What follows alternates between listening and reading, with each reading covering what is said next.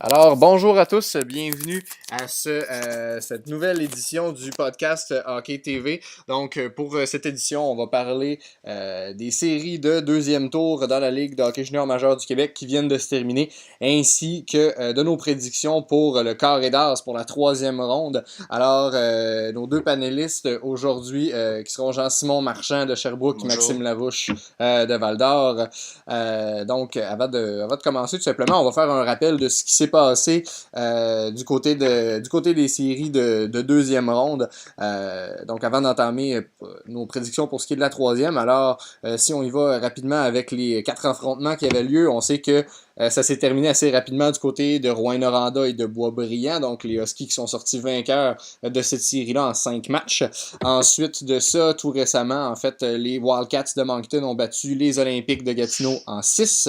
On a une série qui s'est décidée en 7 matchs, soit les Screaming Eagles du Cap-Breton, les Sea Dogs de Saint-John, et c'est les Sea Dogs qui l'ont emporté. Et également, on a les Cataractes de Shawinigan qui sont venus à bout des Islanders de Charlottetown.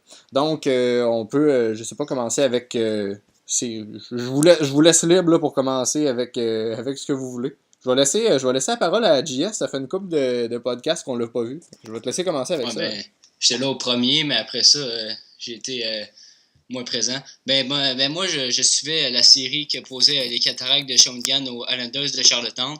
Puis, c'est les Cataractes qui l'ont emporté en 6 matchs. Dans ma prédiction, j'avais prédit que les Islanders allaient gagner en 7. Mais bon, j'ai eu tort. Mais dans le premier match, c'est les Cataractes qui l'ont emporté par la marque de 5-3. Les lancers, c'était 36 contre 32 en faveur des Cataractes. Il y a eu 2 buts pour Brandon Gignac. Donc, c'était ça pour le premier match.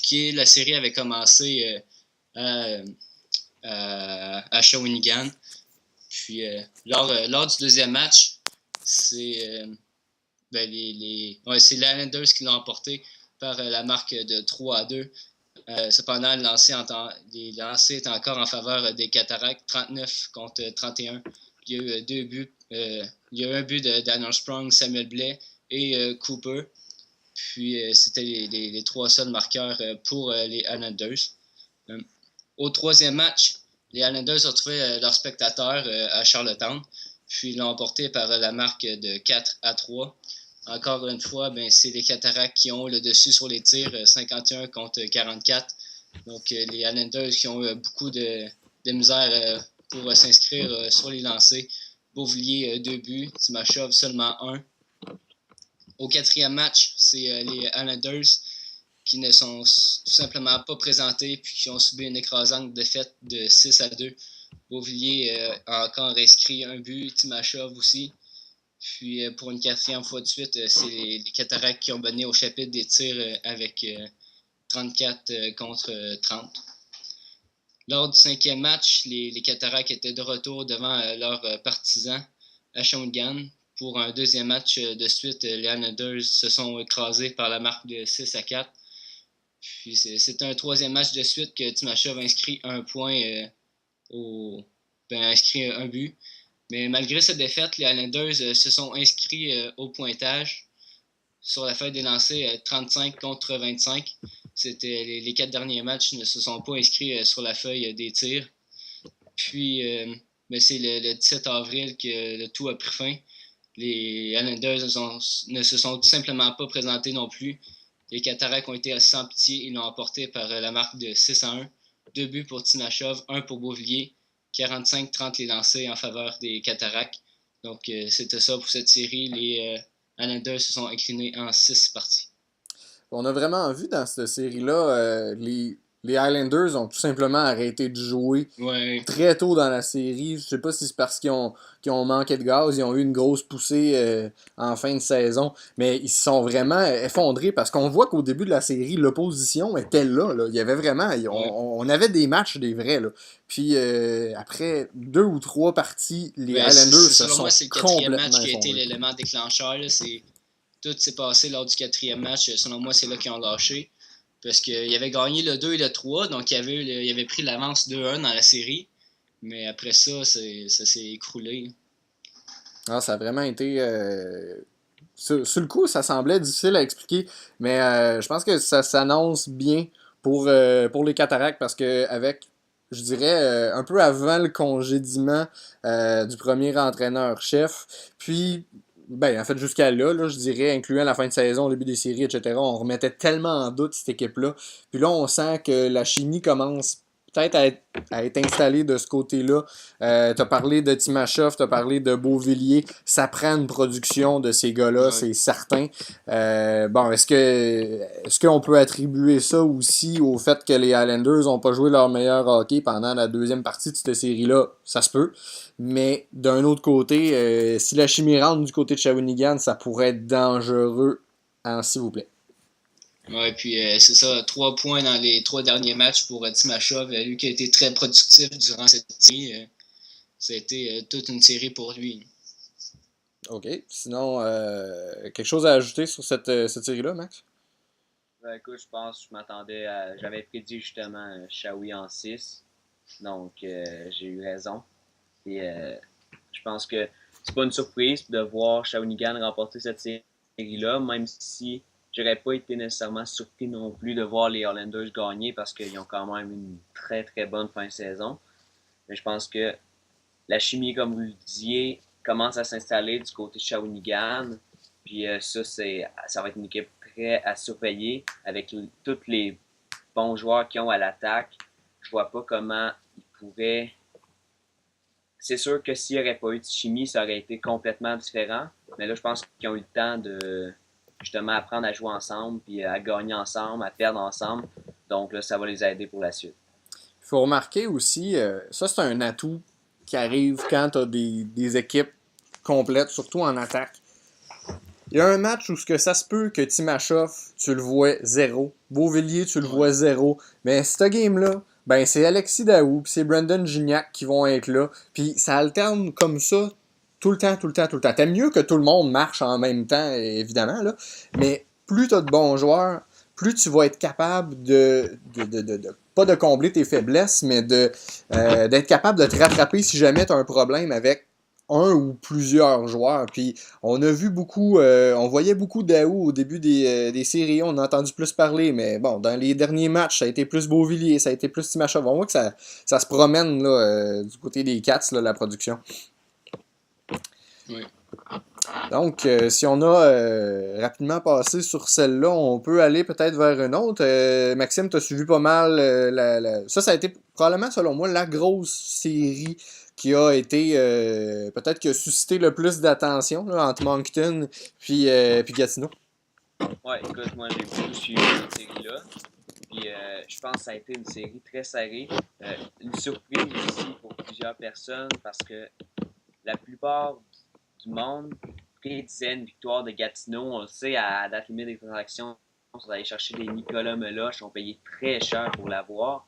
Et c'est une déception du côté de Gatineau parce qu'on c'était leur année cette année.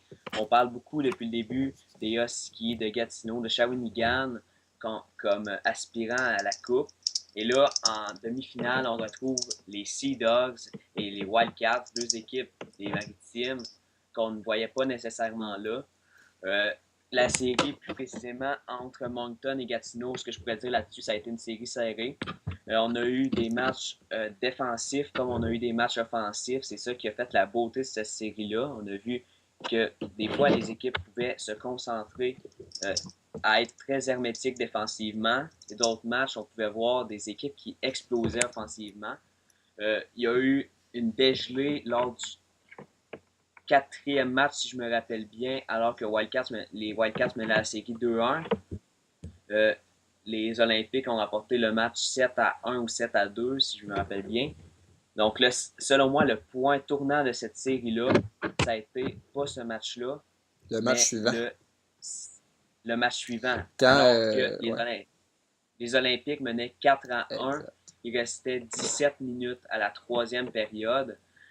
Honnêtement, moi, je pensais que c'était fini pour les Wildcats. Ce match-là allait se terminer et ensuite les Olympiques allaient les éliminer en 6. Mais non, les Wildcats sont revenus de l'arrière grâce à notamment un tour du chapeau de Manu Widerer qui a été une très belle surprise pour moi dans cette série-là. Connor Garland a été très bien maîtrisé par les Olympiques. On a laissé beaucoup de place à d'autres attaquants des Wildcats de Moncton, comme Manu Widerer qui a explosé, qui est présentement le meilleur buteur et le meilleur pointeur de l'équipe. Donc, on a vu que cette équipe-là, c'était pas seulement l'histoire de Connor Garland. Oui, c'est important de le maîtriser, mais tu peux pas non plus. Et Gilles Bouchard, l'entraîneur des Huskies, on va en revenir tantôt quand on va parler de la série entre les Wildcats et les Huskies qui s'amorce ce soir. Mais l'entraîneur a dit qu'il fallait, oui, mettre de l'attention sur Garland, mais qu'il fallait pas non plus tout mettre l'attention autour de lui parce qu'il y a d'excellents joueurs. On n'en entend pas beaucoup parler parce que c'est pas une équipe du Québec et tout, mais il y a d'excellents joueurs qui entourent bien Connor Garland. Je pense que ça a été une grosse erreur des Olympiques de justement tout porter l'attention sur lui. Donc, comme je revenais à tantôt, c'est ce match-là qui a été le point tournant de la série parce que c'est vraiment là que l'attaque des Wildcats a explosé. On a marqué 5 buts en troisième période. Le match s'est terminé 6-4. Donc là, on est entré dans la tête à Bellemare et ça, on l'a vu lors du match numéro 6. On a marqué 3 buts sur les 4 premiers tirs de l'équipe, ce qui a chassé Bellemare du match. Ensuite, trop tard pour les Olympiques. C'était 4-0. Les Olympiques ont réussi à marquer 2 buts, c'était 4-2. Je pensais qu'un doute était installé dans la tête des Wildcats et que peut-être les Olympiques pourraient remonter le match. Mais je pense qu'ensuite de ça, les Wildcats ont remarqué un autre but. Ça a vraiment ça a été le clou dans le cercueil des Olympiques. Et c'est ce qui a causé leur perte, finalement. Ouais. Moi, j'ai vraiment j'ai remarqué quelque chose. Du côté de Gatineau, je trouve ça triste à la limite qu'il n'ait pas passé parce que je regarde ça, mais c'était tellement une belle équipe. C'est ça l'affaire. Il y avait un duo de gardiens, écoute, formidable. Défensivement, c'était super. Peut-être un peu plus faible à l'attaque, mais quand même. Ça a donné l'occasion encore, puis j'espère vraiment qu'on va le revoir l'année prochaine. Vitaly Abramov, quel joueur, sincèrement, là. Il mérite tous les honneurs qu'il y a eu cette année, Abramov. Sérieusement, là, j'ai eu beaucoup de plaisir à voir ce gars-là aller cette année. Il a connu des bonnes séries aussi. Vraiment, là, on a un bon spectacle avec ce gars-là à Gatineau. Ouais, c'est certain. Puis, c'est lui, justement, qui, lors du 6e match, il a marqué ce qui aurait pu permettre aux Olympiques de venir dans le match. On l'a jamais vu abandonner Abramov. C'est souvent les joueurs de talent. On pense à des gars qui ont du caractère, mais aussi des gars qui peuvent abandonner facilement puis pas une définition inutile. Je pense justement à Connor Garland. C'est un gars... Ça se compare pas nécessairement, mais oui, dans le sens que c'est 2 joueurs de très grand talent. Mais on a Garland qui abandonne, prend des punitions inutiles pour son équipe, des punitions d'indiscipline. Puis on a Abramov qui continue à y croire. En tout cas, comment qu'il jouait, on pouvait vraiment croire que lui, il croyait à remonter et à prolonger la série jusqu'au 7e match. Mais malheureusement pour lui et son équipe, les 3 buts en début de match ont fait extrêmement mal. Ouais. Et je ne sais pas si vous avez vu le message que notre collègue Carl Latulippe Leblanc a partagé, qui est en fait un message de Vitaly Abramov où il, pas où il félicite, mais où il remercie les gens de Gatineau, tout ça, quand même un bon paragraphe. Puis tu vois que c'est un gars qui aime être là-bas. C'est pas juste un passage parmi tant d'autres pour lui où il se serait ramassé dans n'importe quelle ville puis ça aurait été pareil. On voit vraiment qu'il aime jouer là-bas. Et ça, pour des partisans, pour une équipe, ça n'a pas de prix, ça, vraiment pas. Un peu comme Yann Mandat qu'on avait à Val-d'Or, lui, on voit que son cœur était vraiment à Val-d'Or, puis on voyait qu'il se défonçait pour l'équipe, puis c'était la place où il voulait être. Donc, si Abramov, comme tu le dis, peut être bien là-bas, c'est certain que ça peut jouer dans le mental d'un joueur puis le faire performer davantage. Oui, c'est certain. Et avant de conclure sur cette série-là, c'est une observation de Stéphane Leroux dernièrement que j'ai trouvé bien intéressante. Il avait dit, cette année, dans le circuit courto, il y a eu 6 équipes qui ont été vraiment acheteurs. Là. Mettons, tu as eu Rouyn-Noranda, tu as eu Shawinigan, tu as eu Gatineau, tu as eu Cap-Breton, tu as eu Moncton, et puis tu as eu... en tout cas, c'est pas important la 6e, là, mais bref. Mais, c'est possible. Mais bref, ça disait que quand même que tu as eu 6 équipes qui ont été acheteurs, ben t'en as juste 4 qui vont se rendre en demi-finale. Là. Ça veut dire que tu vas avoir 2 grosses équipes qui passeront même pas à la deuxième ronde. Fait que malheureusement, Gatineau, ça a été une de ces deux-là, puis Cap-Breton, ça a été la deuxième. Parlant des Eagles, je pense qu'on va passer à cette série-là. Ça a été une bonne série serrée, par exemple, quoique c'était une série de maritime, fait qu'on l'a peut-être moins vu ici au Québec. Là. Série qui a été gagnée en 7 par les Sea Dogs de Saint-Jean. Je sais pas si vous avez des Ouais. observations là-dessus. JS? Ben, moi, j'ai pas vraiment suivi cette série-là, mais j'avais prédit Cap-Breton en 7 matchs. Au niveau de mes prédictions, la deuxième ronde n'a pas été très mauvaise. Je pense que j'ai juste eu une prédiction de bonne, puis c'était les Huskies qui l'ont emporté contre l'Armada. Mais c'était une très bonne série, ces deux équipes-là. Puis je croyais en leur gardien de but, Alexandre Bélanger, mais malheureusement, ils se sont inclinés en 7 matchs contre Saint John. Maxime? De mon côté, moi, en fait, j'avais prédit une victoire du Cap-Breton, mais depuis le début des séries, euh, je pense que c'était le grand point d'interrogation chez le Screaming Eagles, c'était le gardien. Parce que moi, j'ai jamais vraiment eu confiance en Bélanger, mais l'attaque chez le Screaming Eagles était tout simplement formidable avec des gars comme Pierre-Luc Dubois qui est classé premier joueur nord-américain pour le prochain repêchage. Des gars comme Michael Joly qui ont tout simplement explosé en fin de saison. Je regardais les sommaires des matchs et à toutes les fois que je regardais, il y avait 2-3 buts. C'est tout simplement extraordinaire ce qu'ils ont réussi à faire. Des gars aussi comme Svechnikov. Donc, d'après moi, c'est les gardiens qu'ils ont coulés. On l'a vu au 7e match. Les tirs étaient égaux, mais ils ont perdu 6-2, je crois. 6-3 peut-être.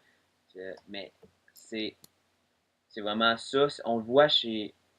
Je vais vous faire un petit commentaire comme ça n'a pas nécessairement rapport avec cette série-là. Mais tu regardes les gardiens de but des 4 équipes qui ont passé en demi-finale. Sur les 4 gardiens de but, il y a 3 20 ans. Il y a Turcotte des Sea Dogs, Cadorette chez les Cataractes et chez les Huskies, Chase Marchand. Le seul qui a 19 ans, c'est Kevin Bouchard des Wildcats qui n'a pas toujours été consistant. Mais donc, on voit que c'est ça l'important. Très bon gardien. 4 très bons gardiens. C'est ça, on voit que c'est là l'important, c'est chez les gardiens de but.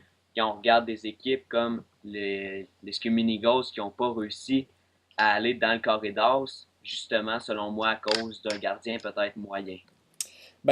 Ça, c'est une observation qui est bonne. Puis on avait vu dans les dernières années, les gardiens qui ont performé en série, c'est souvent des jeunes. On a remarqué, il y en a eu également, t'en as eu des vétérans aussi qui ont fait leur marque. Mais quand on a commencé à parler des Philippe Desrosiers, qui a commencé très très jeune, Philippe Cadorette qui a fait 2 finales de suite à 17 et 18 ans. Ça, je veux dire, il y a plusieurs exemples comme ça.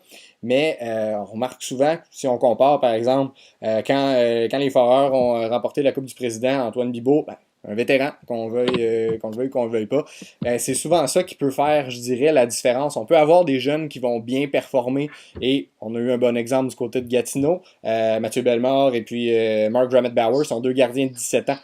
Donc oui, le talent est peut-être là, mais on sait les gardiens, c'est tout le côté mental, tout le côté expérience, c'est tellement important que ça peut être des facteurs qui rentrent en ligne de compte à un moment donné. Ouais, c'est certain. L'expérience aussi chez une équipe, mais aussi chez les gardiens de but, c'est important. Je pense que c'est là qu'on a vu, pour revenir à la série des Olympiques face à Moncton, Bouchard a l'expérience, il a remporté la Coupe du Président avec les Foreurs, même s'il n'a pas gardé les buts, c'était Antoine Bibeau qui gaulait, mais il a quand même acquis de l'expérience de ce gars-là, puis on le sait, il le prend comme un modèle. Au début de l'année, il y a eu une période difficile avec Bécomo. Ça, c'est sûr que tu apprends dans la défaite. Il est arrivé à Moncton, des moments pas trop faciles non plus. Là, tu regardes Mathieu Bellemare, que lui, il arrive cette année, il gagne tout. Et une très belle surprise. Il arrive en série. Là, justement, le 6e match, j'ai dit que ça a été le point tournant. Il accorde 5 buts en une période. le doute, il commence à s'installer dans sa tête. Lui, il n'a pas l'expérience. Il n'a pas été capable de rebondir le match d'après, ce qu'un gardien avec de l'expérience aurait probablement été en mesure de faire. Ben, pas nécessairement eu de mentor, je dirais aussi, parce que ça a été soulevé également à Gatineau. Des bons gardiens vétérans, il n'y en a pas eu tant que ça dernièrement. Surtout, regarde, on va comparer, je parlais de Philippe Desrosiers tantôt. Oui, il a joué énormément quand il était jeune, mais il a toujours pu compter sur un gardien vétéran qui a été là. Il y a eu Robin Gus il y a quelques années, et surtout, il y a eu Louis-Philippe Guindon, qui a également, bon, là, présentement, qui jouait sur son année 20 ans, mais qui a pu jouer avec Philippe Desrosiers, qui en avait vu d'autres également. Fait que ça paraît d'avoir des bons jeunes gardiens, mais si t'es bon pour avoir un 20 ans qui a joué, ça rentre toujours dans la balance à un moment donné. Les gardiens, c'est tellement une position qui est touchée, une question de détail, mais c'est incroyable. Puis, la confiance, l'expérience. Ouais, puis pour. La confiance, l'expérience, c'est deux facteurs très importants, surtout chez le gardien de but. Ouais. Puis pour revenir un peu à la série Cap-Breton-Saint-Jean, on savait que ça allait être une série offensive. Ça, c'était certain parce que malgré que Marc-Antoine Turcotte a 20 ans, ben personnellement, j'étais pas si convaincu que ça. De ce que j'avais vu cette année, ben, je veux dire, Alexandre Bélanger, ça a souvent été tout ou rien dans son cas. Puis Marc-Antoine Turcotte, je n'étais pas nécessairement convaincu. Puis on a vu que effectivement, ben, ça a été une série d'attaques là aussi. Même si des matchs de 6-2 ou des matchs à haut pointage, ben, c'est arrivé là, durant cette série-là. Oui, c'est certain que c'est sûr c'est des équipes des Maritimes, on les connaît un peu moins, mais moi, Turcotte, j'en ai pas vraiment entendu parler. 20 ans, ça, on avait. Moi, je me rappelle à Saint-John, comme gardien, je me rappelle de Auger qui a été tout simplement sensationnel lorsqu'il était là. Puis après malheureusement ça, j'ai comme jamais. Il a malheureusement joué dans les années de misère des Sea Dogs, Sébastien Auger. Ouais, c'est Parce ça. que même quand les Sea Dogs étaient forts,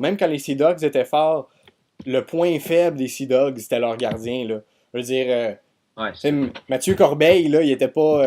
C'est ça, Mathieu Corbeil, c'était pas Antoine Bibeau, c'était pas Philippe Cadorette, puis c'était pas Louis-Philippe Guindon, là, vraiment pas. Il y avait des attaques dans les années des Huberto, puis tout ça. Il y avait des attaques dévastatrices. Puis malheureusement, quand ils ont eu un gardien terriblement dominant, ben ça a été dans leurs moins bonnes années. Un peu comme Shawinigan avec Marvin Copper dans les dernières années. Donc, passer peut-être la dernière série, on va y aller un peu poursuivre c'était la surprise de l'Armada donc qui devait affronter les Huskies de Rouyn-Noranda. La série s'est terminée en 5. Ça a été des games quand même assez serrés, des parties de 1-0, si je me trompe pas, il y en a eu 2 sur les 5. Ça a été vraiment une série à bas pointage avec des matchs âprement disputés. Oui, les Huskies, je pourrais t'en parler. Je les ai vus souvent cette année à Val-d'Or. C'est une équipe que j'adore personnellement. La structure de cette équipe-là, les transactions qui ont été faites dans la période des fêtes, des gars comme Nicolas Brouillard et Timo Meier qui se sont amenés.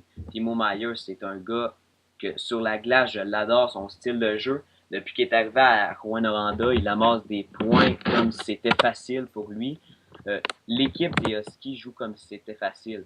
Mais là, on le sait, l'Armada, ils ont causé la surprise en première ronde contre les Foreurs. En deuxième ronde, on pensait pas qu'elle allait encore causer la surprise, puisqu'on sait les Huskies sont prétendants à gagner la coupe du Président depuis le début de la saison. On sait que ça va être une grosse année pour eux.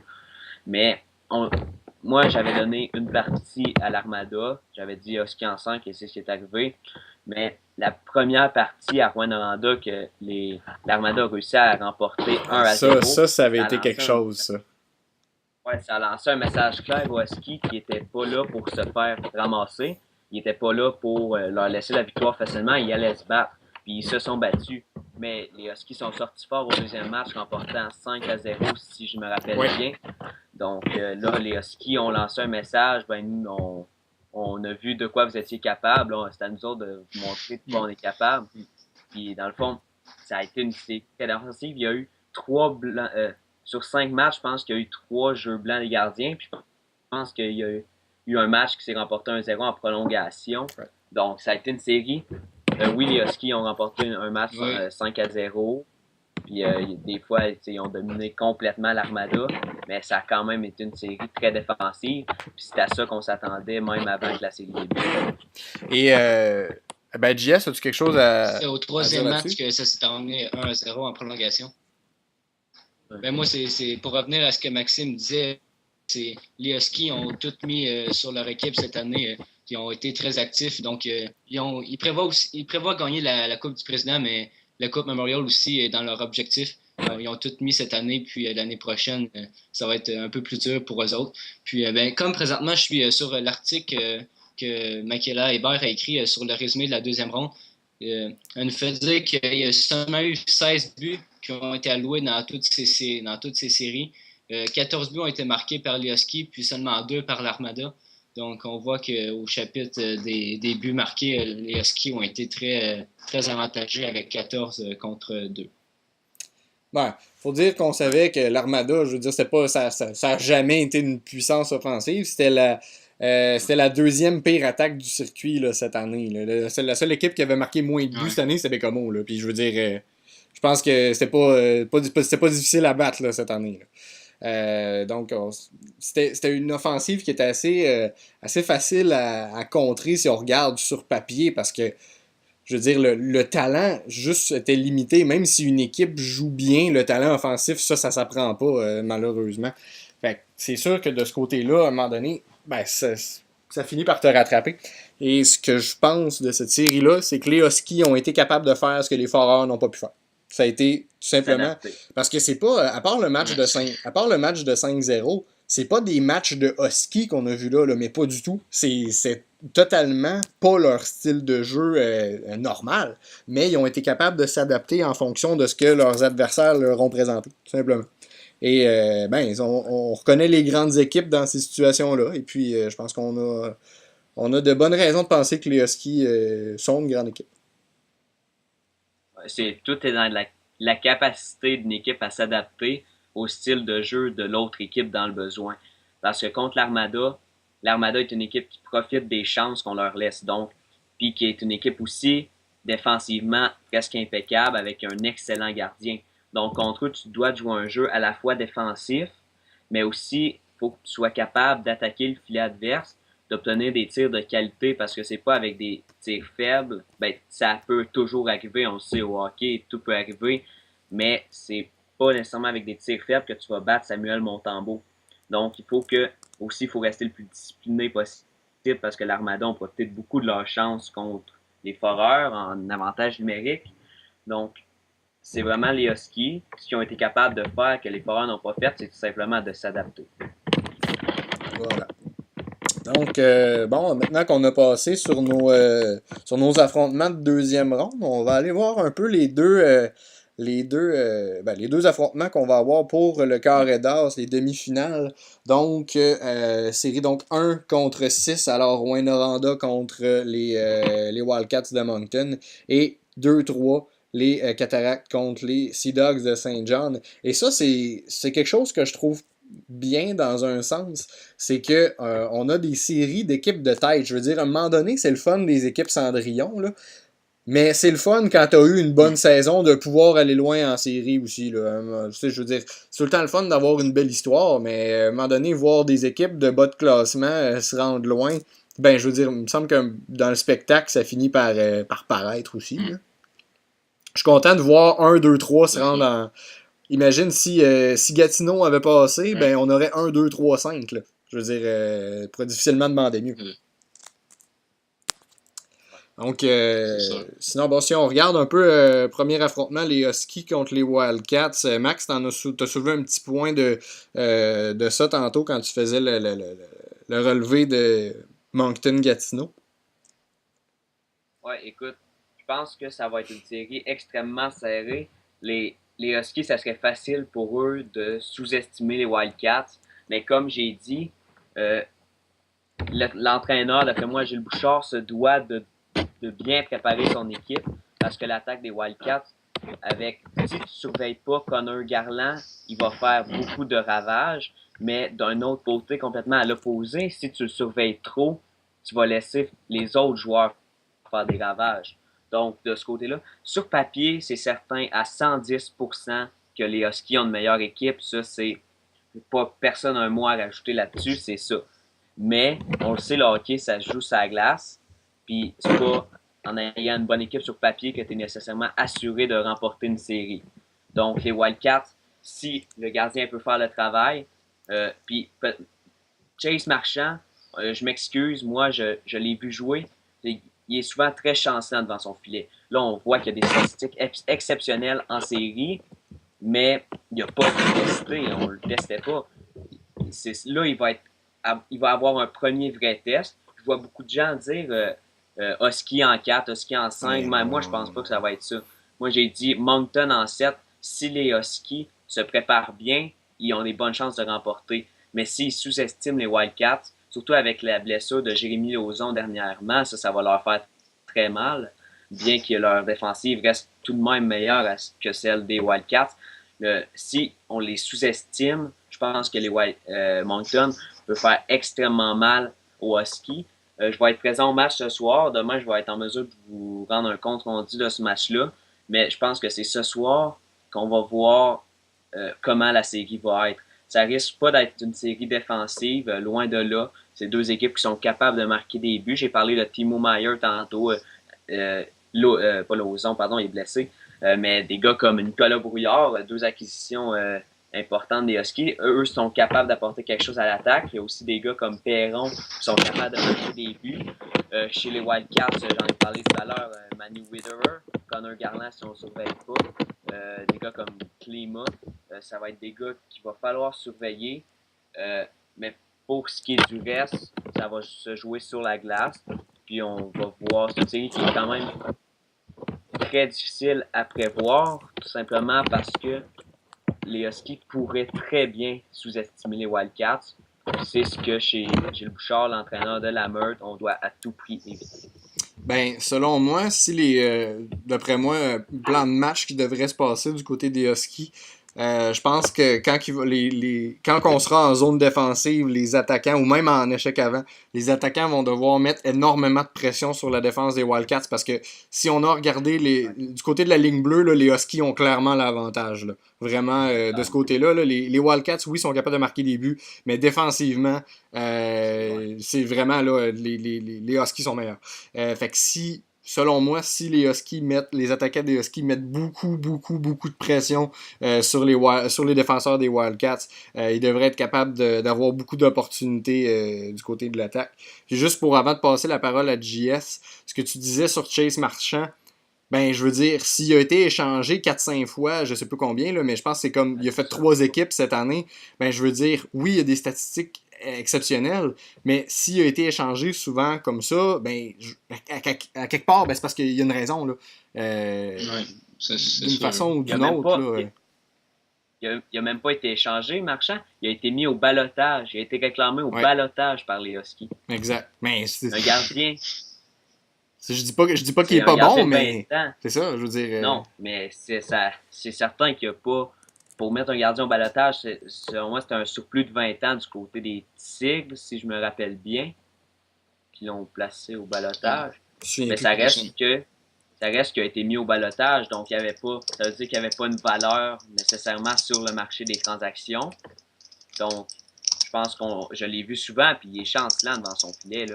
J'y enlève rien, il y a quand même des statistiques extraordinaires en série puis en saison aussi, mais tu regardes l'équipe devant lui, puis un Pee-Wee aurait d'aussi bonnes statistiques.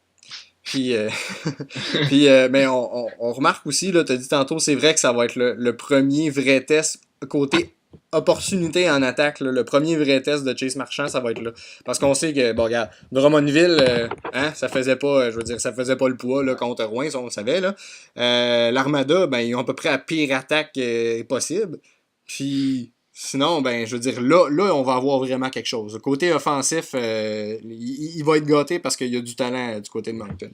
JS, sur cette série-là, c'est quelque chose... Moi, je ne crois pas que les Huskies vont sous-estimer les Wildcats. Ça va être une très bonne série à l'attaque. Puis j'ai prédit une victoire des Huskies en 6 rencontres. Puis c'est ça, ça va être une Ben, très bonne série offensive. Puis j'ai hâte de voir ça. Là. ils vont être prêts, je suis à peu près certain. Je vois Ouais, pas. les deux équipes vont être prêtes. Je vois pas comment, c'est ça, je vois pas comment il aurait pu être préparé à mort contre l'Armada, puis dans le carré d'as en demi-finale, pogner Moncton puis les négliger, là, tu sais, puis Gatineau, là, c'était la meilleure défensive de la ligue, là, c'est eux autres qui avaient accordé le moins de buts, puis pourtant, il y a eu des matchs où ils n'ont accordé pas mal contre Moncton, fait que Rouen, je suis pas mal sûr qu'ils vont être prêts.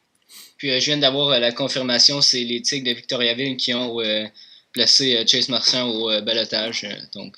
Ok. Maxime, Pour votre information. t'allais dire quelque chose? Ouais, mais je m'en rappelle. Bon, on parlait de la préparation des Ouais, équipes. ouais. Ils ont quand même, tu t'as dit qu'ils étaient préparés à bloc pour affronter l'Armada, mais ils ont quand même perdu le premier match. Donc, d'un côté, si l'attaque peut exploser ce soir, tu gagnes un match 6-7-2, je penserais pas que ça va arriver. Ça serait, Non, je pense pas. Non, c'est sûr. non, ça serait formidable quand même, mais je penserais pas que ça va arriver. Mais tu mets un doute dans la tête à Marchand, tu mets un doute dans la tête des joueurs des Huskies. D'un côté, ça peut peut-être les réveiller, mais d'un autre côté, on a vu ce que ça pouvait faire, un doute dans la tête d'un gardien avec Bellemare.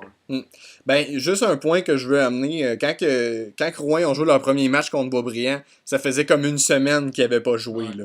Fait que Mais là, je ça va être pense plus que ça a égal, été, là, parce que ouais. les Huskies ont gagné 105, puis les Wildcats 106, donc ils ont eu pas mal le même nombre de temps pour Ouais. l'échauffement. Sans dire que les Huskies n'avaient pas vraiment commencé leur série quand ils jouaient contre Drummond, je veux dire, c'était une pratique là, à la limite, là, qu'est-ce qu'ils faisaient. Fait, il y avait pas eu de vraie opposition depuis comme 2 semaines et demie au moment où ils ont joué leur premier match contre l'Armada. Là. Mais c'est pas mal tout ça pour les équipes de premier classement là, aussi. Ouais, premier contre 16, c'est pas mal tout le temps ça, là, d'un autre côté. Comme dans LNH, on compare les Capitals aux Flyers de Philadelphie, c'est pas mal ça aussi. Ouais, mais si Philadelphie arrêtait de jouer comme des cons en prenant tout le temps des punitions contre la meilleure attaque de la ligue, on l'a vu que ça a fait. Là. Quand Philadelphie joue discipliné, ils sont capables. Sauf que dans les quatre premiers matchs, genre, c'est pas ça qu'ils ont fait. Fait que, disons que ils ont essayé de jouer un style de jeu qu'ils pouvaient pas se permettre de faire. Mais bon. Finalement, bon, dernier affrontement de troisième ronde, la deuxième demi-finale, 2 contre 3, les Cataractes contre les Sea Dogs. Quelque chose à dire là-dessus?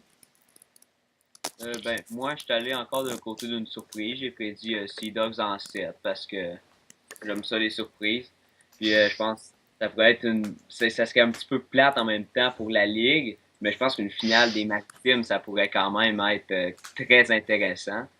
Ben, c'est arrivé, là, il me semble en 2010, ça avait été une finale maritime Moncton contre Saint-John, justement. Hein, Rennes, ça serait donc bien drôle.